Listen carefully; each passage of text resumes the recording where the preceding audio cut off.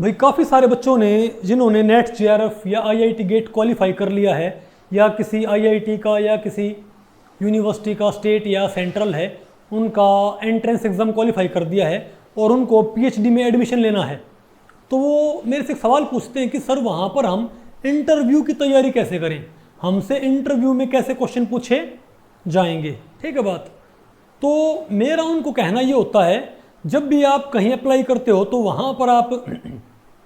पहले ये देखो कि उस यूनिवर्सिटी में किन किन फील्ड्स के ऊपर रिसर्च चलने लग रही है, क्योंकि आपको भाई पता करना बहुत ज़रूरी है कि मान लिया फ़र्ज़ करो आपका इंटरेस्ट है ऑर्गेनोमेटालिक केमिस्ट्री के अंदर, ठीक है, और जहाँ पर आपने अप्लाई किया है वहाँ पर ऑर्गेनोमेटालिक के ऊपर रिसर्च होती ही नहीं, तो आप जाके इंटरव्यू में बोलोगे कि सर मुझे ऑर्गेनोमेटालिक के ऊपर काम करना है, तो पहली बात तो ऐसा कभी मत बोलो। ठीक है, वो कहेंगे भाई हमारे पास तो है ही नहीं, तो आपका एक नेगेटिव पॉइंट वहीं पर रेडी हो जाएगा। तो जहाँ भी आप एडमिशन लेते हो तो कई सारी यूनिवर्सिटी तो क्या करती हैं, वो पहले आपसे एक जब ऑनलाइन फॉर्म भरवाती है ना तो आपसे एक रिसर्च प्रपोजल पूछती हैं, ठीक है, या आपको ये बता देंगे कि भाई हमारी यूनिवर्सिटी में इन टॉपिक्स के ऊपर काम होने लग रहा है और आप इसमें से कौन सा टॉपिक चूज़ करना चाहते हो। तो आपने मान लिया एक पर्टिकुलर टॉपिक चूज़ कर लिया जिसमें आपका इंटरेस्ट है, तो मेरा कहना ये होता है वो टॉपिक फिजिकल का है, इनऑर्गेनिक का, ऑर्गेनिक का, क्योंकि इस बात क्योंकि पीएचडी में कई कहते हैं सर हमारी एमएससी में फिजिकल थी स्पेशलाइजेशन, तो क्या हमको फिजिकल का टॉपिक चूज़ करना है? नहीं, आपकी स्पेशलाइजेशन चाहे कुछ भी हो, ठीक है बात, लेकिन जो टॉपिक आपने चूज़ किया है वो ऑर्गेनिक का भी हो सकता है, इनऑर्गेनिक का भी और ऑर्गेनिक का भी। फर्ज करो जो टॉपिक आपने चूज किया है वो है फिजिकल केमिस्ट्री का,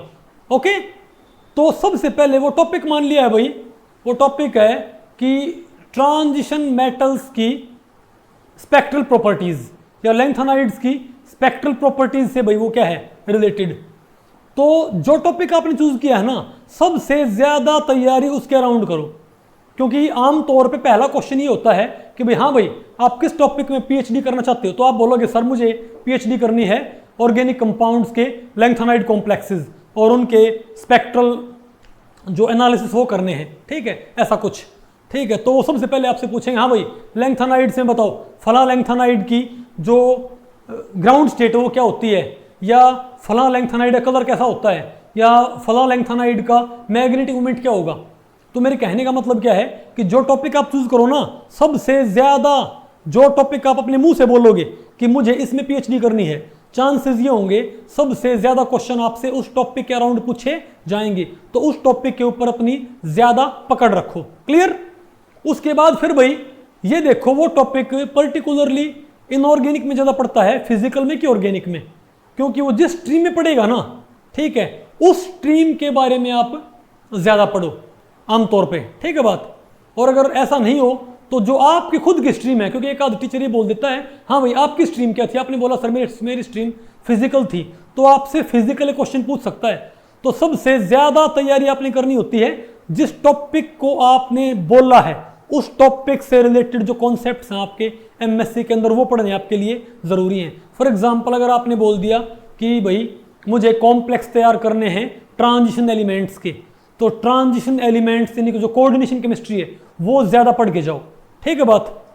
ओके। और उसके बाद आपसे जो आपकी स्ट्रीम है फिजिकल है, ऑर्गेनिक है, इनऑर्गेनिक है, पहले ट्राई करो जो आपकी स्ट्रीम है एमएससी फिजिकल या ऑर्गेनिक इनऑर्गेनिक उसकी तैयारी करो, उसके ऊपर क्वेश्चन आने के चांसेस सबसे ज्यादा होंगे। उसके बाद अगर मान लिया भाई आप ट्राई करो कि आपका जो टॉपिक है वो किस स्ट्रीम से पढ़ता है, ठीक है, क्योंकि आमतौर पे जो टॉपिक आप बोलोगे ना उससे रिलेटेड जो प्रोफेसर होंगे वही आपसे क्वेश्चन पूछेंगे, ठीक है। और उसके बाद जो बाकी आपका जो नेट का सिलेबस बचा हुआ है वो सिलेबस आप पढ़ के जाओ, ठीक है बात। ये भाई मेरी आपको रिकमेंडेशन है। दूसरा मैं एक बात और बोलता हूं, बच्चे ये कहते हैं कि सर कि भाई हम क्या वहां पर हम किसी भी टॉपिक में पीएचडी कर सकते हैं? नहीं,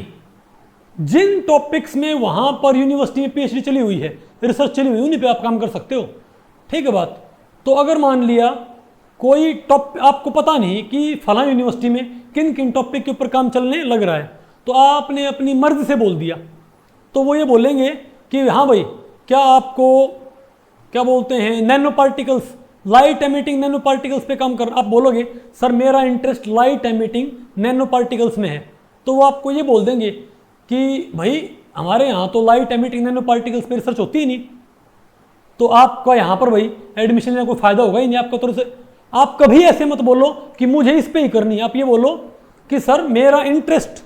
लाइट एमिटिंग नैनो पार्टिकल्स के ऊपर है, मैं इसमें काम करना चाहता हूँ, लेकिन मेरा इन जनरल मुझे केमिस्ट्री ही प्रिय है, मुझे केमिस्ट्री के सारे टॉपिक क्या लगते हैं, अच्छे लगते हैं, तो मैं सीखने के लिए इच्छुक हूँ, मुझे ऐसे कोई स्पेसिफिक मेरी कोई डिमांड नहीं है कि मैं इसी पे काम करूँगा नहीं तो नहीं करूँगा, ठीक है। उससे फिर आपका जो डोमेन है वो एक्सपेंड हो जाता है और टीचर को ये लगता है भाई ये स्टूडेंट रिजिड नहीं है, ये जो मेरा फील्ड है उसमें भी काम कर सकता है या किसी दूसरे टीचर का फील्ड है उसमें भी काम कर सकता है, और आपके फिर इंटरव्यू में ज़्यादा मार्क्स लगने की संभावना बढ़ जाती है। ओके, ये मेरी आपको भाई रिकमेंडेशन है। दूसरी बात, अगर इंटरव्यू में कुछ आपको नहीं आता